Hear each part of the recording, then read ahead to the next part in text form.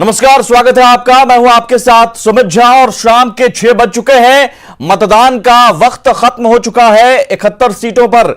हालांकि जो अभी कतार में होंगे वो अपना मताधिकार का इस्तेमाल कर सकते हैं, लेकिन 5 बजे तक का मतदान प्रतिशत आ गया है और औसतन 52% मतदान शाम 5 बजे तक हुआ है। यानी ये आंकड़ा और भी बढ़ सकता है जो फाइनल आंकड़ा आएगा।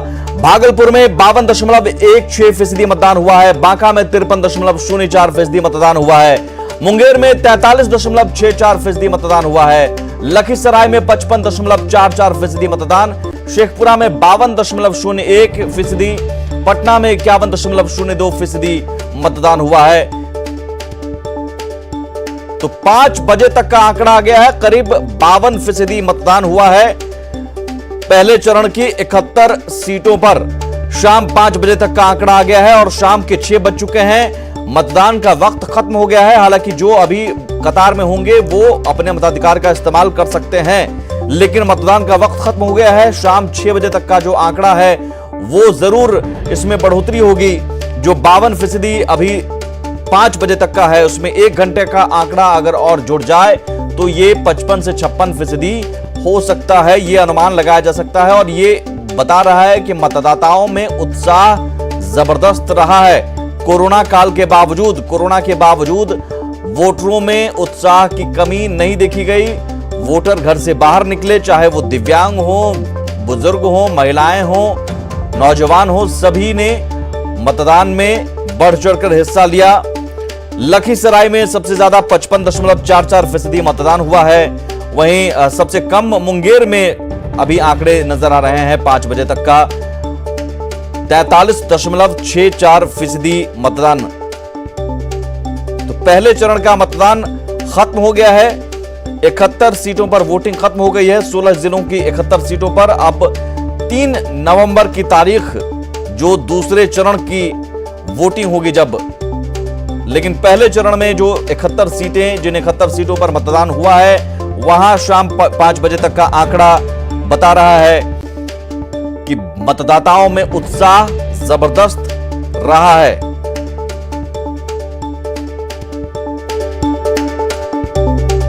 हम ग्राफिक्स के जरिए आपको हम बताते हैं कि पिछले चुनाव के मुकाबले वोट प्रतिशत में बढ़ोतरी हुई है। जी हां, बढ़ोतरी नजर आ रही है पिछले चुनाव के मुकाबले।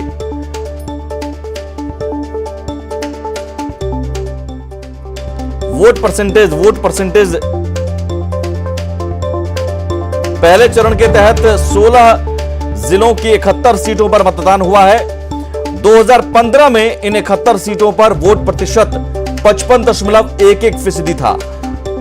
2010 में इन्हीं 71 सीटों पर वोट प्रतिशत 50.67% था।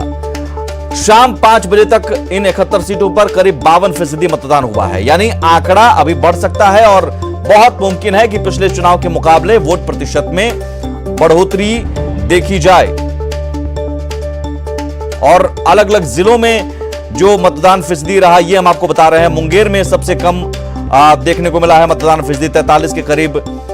वहीं भोजपुर में 47.77%, बक्सर में 53.84%। सबसे ज्यादा भागलपुर कैमूर में मतदान हुआ है। कैमूर में 55.95% मतदान हुआ है। भागलपुर में भी 52.16% हुआ है। सबसे ज्यादा मतदान कैमूर में देखने को मिला है और पिछले चुनाव के मुकाबले इन 71 सीटों पर मतदान प्रतिशत में बढ़ोतरी की संभावना है।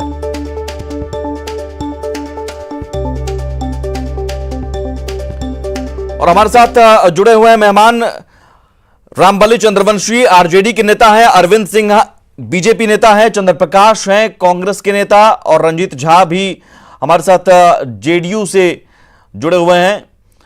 सबसे पहला सवाल रामबली चंद्रवंशी जी, पिछले चुनाव के मुकाबले भी वोट प्रतिशत में बढ़ोतरी देखी जा रही है इन 71 सीटों पर। सबसे ज्यादा इन 71 सीटों में आपके खाते में ही सीटें थी। मायने आपके लिए ज्यादा बेहतर नजर आ रहे हैं या फिर सरकार के लिए? देखिए, सबसे पहले तो मैं न्यूज़ 18 को धन्यवाद देता हूं कि आज चुनाव का कवरेज इतना त्वरित गति से किए हैं कि उसका प्रशासन भी उसी के आधार पर मॉनिटरिंग कर रहे थे। ये आप धन्यवाद के पात्र हैं, सारे चैनलों से आप आगे निकल गए हैं।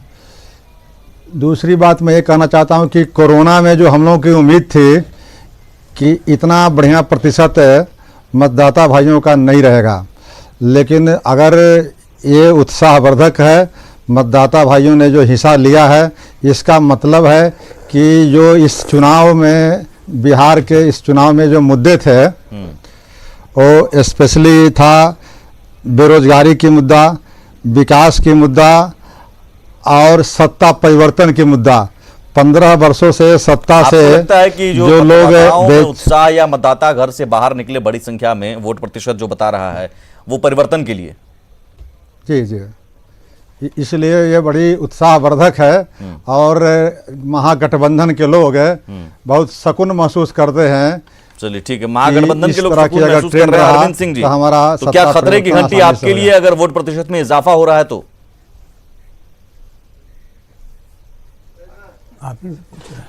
मेरे लिए कोई खतरे की घंटी नहीं है।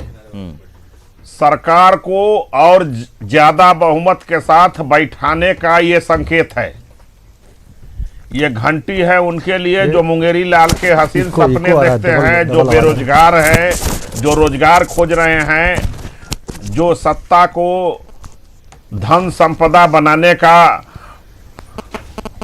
मुद्दा बनाए हुए हैं। ठीक है, मैं आता हूं दोबारा।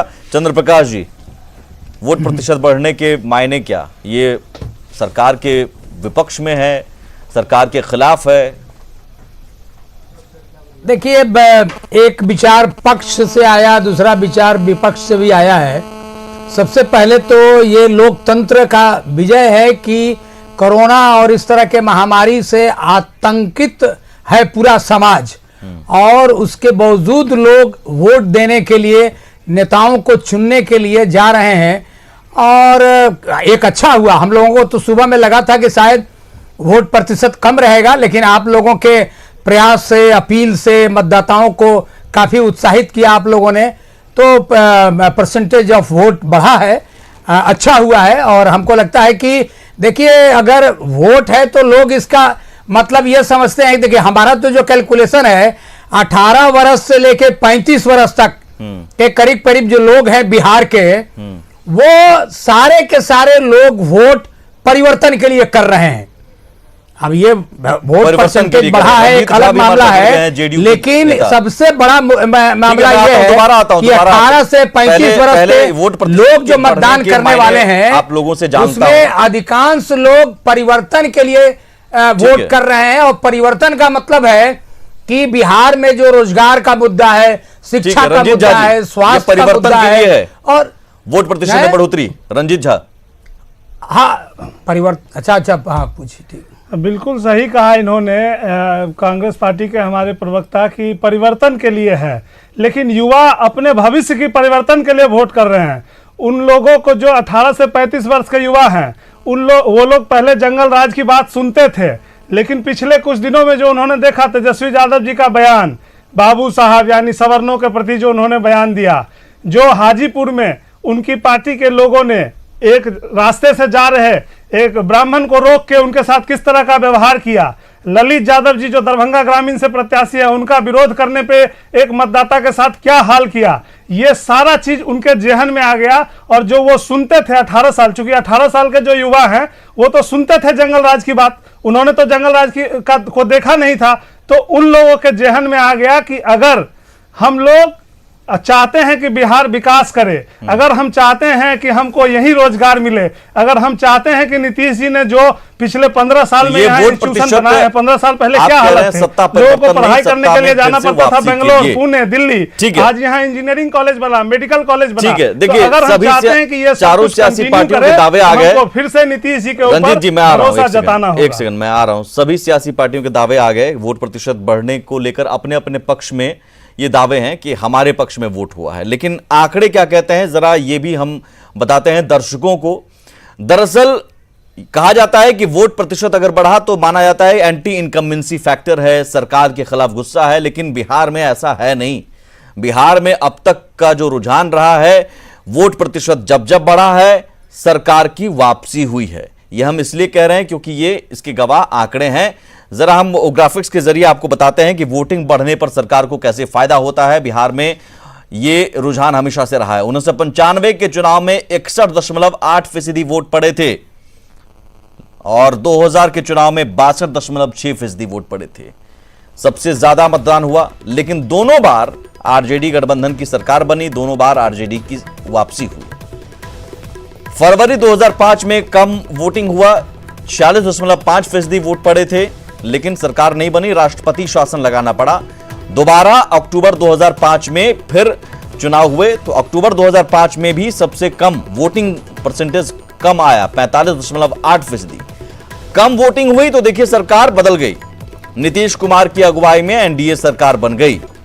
2010 में फिर वोटिंग प्रतिशत बढ़ा, 52.7% वोट पड़े, लेकिन सरकार बदली नहीं, सरकार की वापसी हुई, नीतीश कुमार की सरकार फिर से बनी।